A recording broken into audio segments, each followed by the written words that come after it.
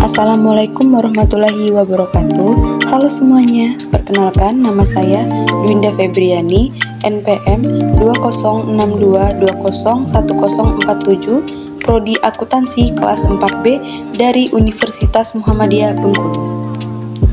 Pada video ini, saya akan menjelaskan tentang ekuitas, yaitu saldo laba, dividen, saham treasury, dan komprehensif lain. Apa sih ekuitas itu? Ekuitas adalah hak atau kepentingan pemilik perusahaan pada harta perusahaan, mewakili jumlah uang yang akan dikembalikan kepada pemegang saham perusahaan jika semua aset dilikuidasi dan semua hutang perusahaan dilunasi. Saldo laba adalah laba yang ditahan perusahaan sehingga tidak dibagikan kepada pemegang saham. Laba ditahan adalah laba baik berupa tunai maupun dividen dengan tujuan tertentu yang mana bisa digunakan untuk berbagai kegiatan atau kebijakan yang mampu meningkatkan kinerja perusahaan di periode selanjutnya. Ada juga fungsi saldo laba ditahan, yaitu yang pertama sebagai modal membayar utang, yang kedua sebagai modal investasi, yang ketiga sebagai pendukung kegiatan operasional, keempat sebagai pengembangan usaha, kelima sebagai modal untuk menstabilkan perusahaan. Dividen adalah pembagian laba perusahaan kepada pemegang saham berdasarkan banyaknya jumlah saham yang dimiliki. Jenis-jenis dividen.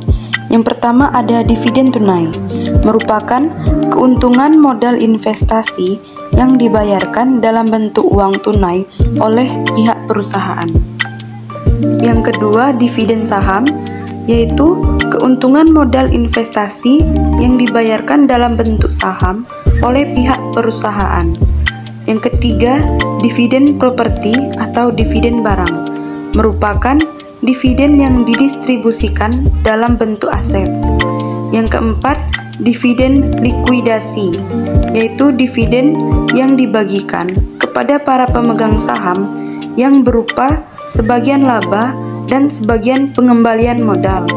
Yang kelima, dividen janji hutang, merupakan dividen yang diberikan perusahaan kepada pemegang saham berupa surat janji hutang.